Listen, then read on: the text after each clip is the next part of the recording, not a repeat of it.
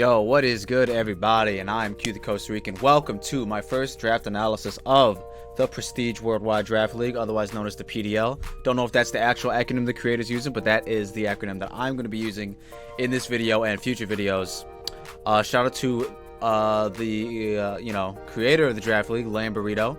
Link to his channel will be in the description down below if you want to check him out. And I hope this music's not too loud, but we're just gonna get right into it. All right, so here's what happened in this draft. I was picking third, and I thought to myself, yo, we're picking third, man. There's a very high chance we can get our boy Dragapult. But what happened was, we did get Dragapult, but it wasn't in the way you thought we got Dragapult. Okay, so Dragapult's great. I'll get into that in a second. But the guy that chose second actually chose Dragapult, and I would be lying if I said I wasn't devastated. So I thought to myself, you know what, you know what I mean? The next, I think the first guy picked Aegislash, or the first guy picked Dracovish, something around there. So I was like, you know what? The next best thing, it's no Dragapult, but Corviknight is a tremendous Pokemon with such versatility. So I chose that third overall, and I just went about the draft normally. And I think the music just skipped for some reason. I went about the draft normally. I was all like, you know what? I'm cool with Corviknight. I use Dragapult all the time. Corviknight is a really strong Pokemon. I'll be able to, do multiples of sets, and we can just figure it out. We can build our team around Corviknight. But then, the guy who picked Dragapult second just randomly hit me up. He's like, yo, man, what are the chances that you want to trade your Corviknight for my Dragapult? And I told this man, the chances are extremely high. They're so high. They're just so high. And he's all like, let's do it. And I was like, all right, I'm game. And we picked Dragapult. Dragapult is a tremendous Pokemon, super versatile.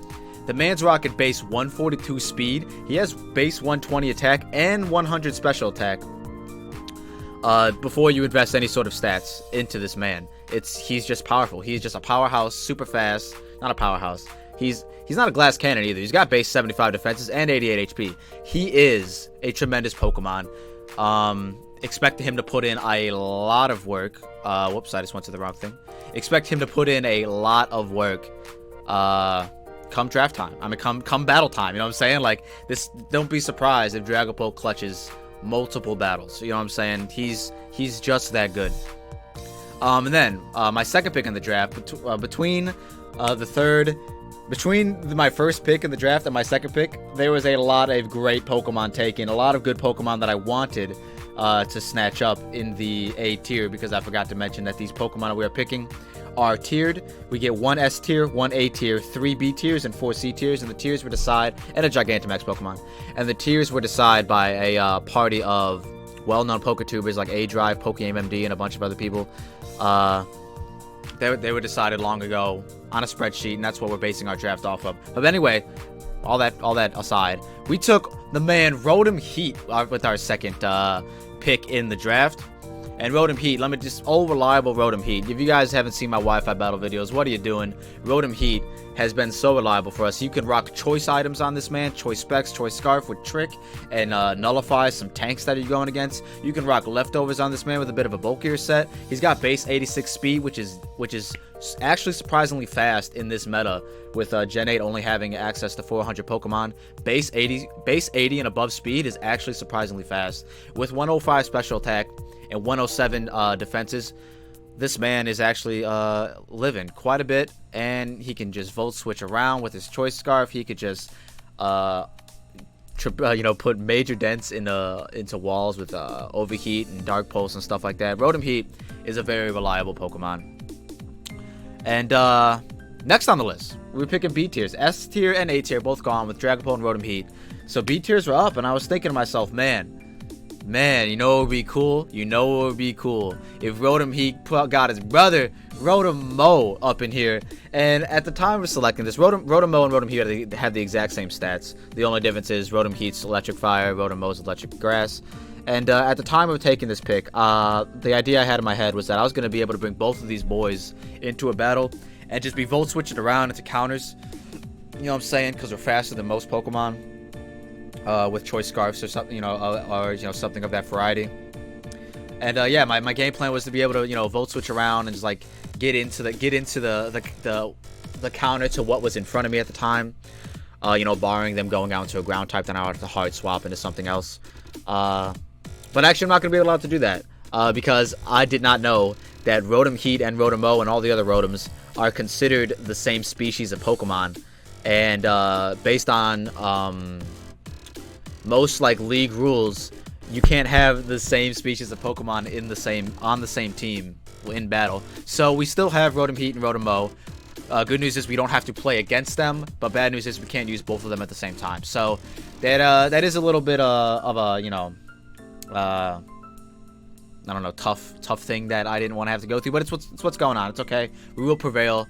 You know, it's cool to keep people on their toes as to which Rotom I'm gonna bring. So that's kind of a funny little mind game thing I could be doing.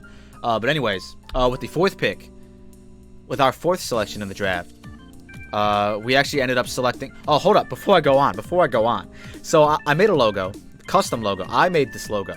It's nothing crazy. It's nothing extravagant. But at the beginning of this draft, when I had to take Corviknight instead of getting Dragapult, I thought to myself, man, what's the logo gonna be? I really wanted the logo to be Dragapult orientated. And then I had a thought to myself, you know what? I'm gonna draft Drakloak with the last pick in the draft, and I'm gonna make my team the Chicago Drakloaks and just go ham. And it's gonna be hilarious.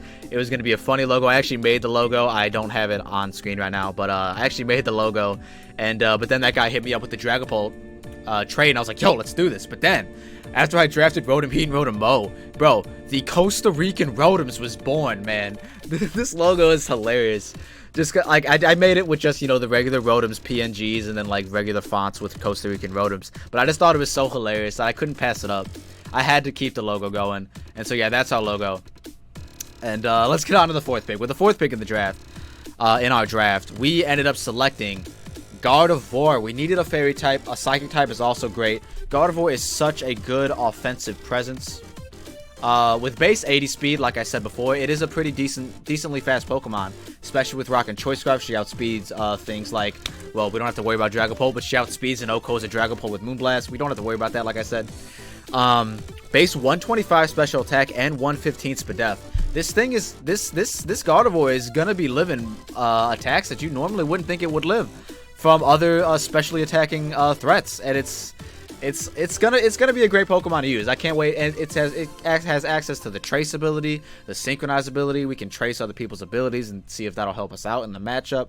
Gardevoir in a draft format is surprisingly a really good Pokemon. I don't expect me to be rocking Choice Scarf every single time, but also don't be surprised if I'm rocking Choice Scarf every single time. You know what I'm saying? Anyways, with our fifth pick in the draft, I was taking a... Man, is this music really that loud? I'm going to turn it down a bit. I don't want it to be too loud to be overshadowing, you know, what's going on. But anyways, these are pretty normal. The first four Pokemon I took are pretty standard Pokemon in terms of how I like to battle and what I use in typical draft leagues and Wi-Fi battles randomly. But the next pick, our fifth pick in our draft, is actually a surprise. It was a pick that surprised me, but it's a pick I needed nonetheless. We ended up taking the Mandibuzz, Dark Flying type. Mandibuzz is a tremendous defensive and especially defensive, not wall, but like really good defensive pivot with access to moves like U-Turn, Roost, and Defog. It's an essential part to any team, in my opinion. Giving us a ground immunity, giving us a psychic immunity, and having access to moves like Defog, being able to hazard control is actually... I hope it gets Defog this gen. I know a lot of Pokemon lost Defog this generation, but I'm going to go on a limb and say Mandibuzz kept it. Either way, you know, tremendous ground type immunity, a very good psychic type immunity, and a being able to U-turn and roost on things is very good. Base 80 speed as well for Mandibuzz, so it's actually surprisingly fast in this meta, because, you know, a lot of Pokemon aren't rocking that much speed in this meta. With the next pick, we actually went the G-Max route. In this draft league, you are not allowed to Dynamax any of your Pokemon, but you can Gigantamax your G-Max Pokemon. They'll be treating it basically like Mega Evolutions were treated in previous draft leagues. And we ended up taking We ended up taking G-Max with Champ. Now, this actually surprised me as well. I needed a physical attacker. As you can see right now, my first four picks were basically all special attackers, with Dragapult being able to run a physical option. I tend to sway more towards the special with Dragapult, mainly because his type coverage is just a lot better with his special movesets. But G-Max Machamp, do not sleep on G-Max Machamp. He is very slow with base 55 speed, but my man has base 130 attack, decent defenses, and a decent HP stat. And obviously when you Gigantamax or Dynamax, but Gigantamax, so this is G-Max Machamp, his HP stat doubles. So my man has double the HP, living multiple attacks, being able to fire off a G-Max strike, giving us the higher chance to crit. Once we're done in our Gigantamax form, we hit them with that no guard cross chop, bro. Forget about it. And being able to run Guts, Flame Orb, bro. G-Max Machamp is gonna be putting in some work. Do not be surprised if G-Max Machamp ends up just like destroying certain physical cores, because it just can. Speaking of physical cores, this next pick is even more surprising than the Mandibuzz pick. I'm not gonna lie. We ended up taking Avalugg, aka Ice Table, aka La Mesa. Avalugg. We needed a Rapid Spitter. That's mainly what Avalugg's duty is. He's an Ice type, very defensively bulky, extraordinarily slow, as most bulky Pokemon are, but with base 184 defense and 117 attack and 95 HP, this Avalugg is living quite a bit, being able to rapid spin hazards away, giving us another option at hazard control that we don't need, so we don't need to just solely rely on Mandibuzz. Don't sleep on Avalugg. I can see him putting in a lot of work. I'm pretty sure he gets access to Body Press as well. With that high defense stat, Body Press is going to be a very strong attack on like Dark types, other Ice types, or maybe even Steel types, which Avalugg is usually weak against. Do not sleep on Avalugg. Another Pokemon you should not be sleeping on. This next pick, bro. I'm just gonna. Oh, I accidentally made Avalugg disappear. Avalugg, come back, please. Avalugg, where'd you go? Avalugg, hello. Where did Avalugg go? I'm throwing. Avalugg. Avalugg. There you are. Okay. With this next pick, oh man, anticlimactic. With this next pick, do not sleep on my man Morgum. You might be thinking to yourself, why Morgum, Q? Obviously, I couldn't get Grimmsnarl because that's an S tier Pokemon. Obviously, I couldn't get G-Max Grimmsnarl because that's such a good Pokemon that somebody took him super early in the draft. I think it was actually round 3 he got taken. I could have ended up snagging him, but I didn't. Anyways, we took Morgum. I'm not gonna say much about my man here, but do not sleep on Morgum, and do not be surprised if I end up bringing Morgum more battles than I don't bring him. You feel me? Anyways, we're gonna move on. The next pick, we're scraping the bottom of the barrel by the time we selected Morgum. Obviously, you can see, you know what I'm saying. But with the next pick, we didn't have access to Stealth Rocks yet, and I took Steelix, giving us an Electric type immunity. Not that we needed an Electric type immunity. We have plenty resistances in the Rotoms and Dragapult.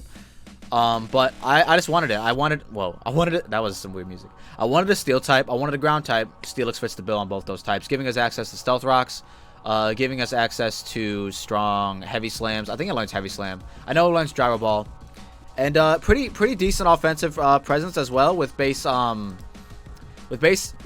attack and 200 defense. Steelix is going to be living quite a few physical attacks, even the ones that are super effective against him. Obviously, he's dying at most special attacks, but that's we'll cross that bridge when we come to it. You know what I'm saying? And then in the 10th round, with our last pick available to us in the draft, I was torn between two different Pokemon. Really couldn't decide, and I ultimately went with a Pokemon that I already had bred in my battle ready box, and that is the Fubuki Frostlass. Shout out to a Alolan trainer, Koa. Frostlass, ended up taking Frostlass. I'll say Frostlass one more time. Very fast Pokemon with base 110 speed.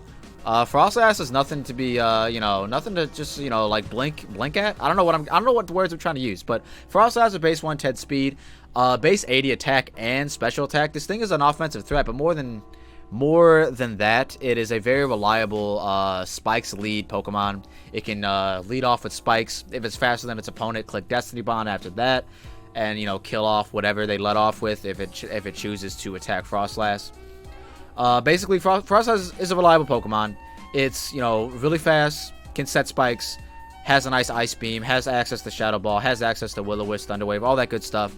So might not be bringing it every single battle, but it's a healthy option there, and I really want a Frostlass, and it's a steal in the C tier in my opinion. It could easily be B tier.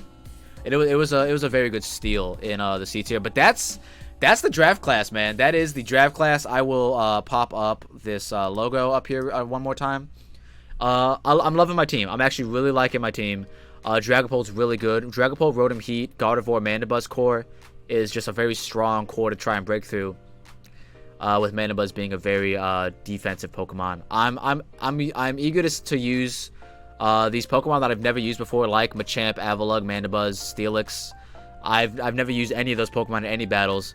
I'm typically a attack first, ask questions later type of guy. And yeah, that's what's going on here. But future battle videos for this Draft League. I know I just said for a long time. I think start in about 2 weeks. Our first battle is we're actually going up against the creator, Lamburrito. Once again, check his channel out in the description if you haven't. Yeah, so I'm actually looking forward to it.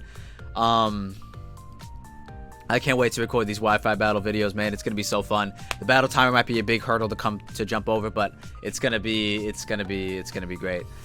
With that being said, I've been Q the Costa Rican. Like and subscribe if you're new.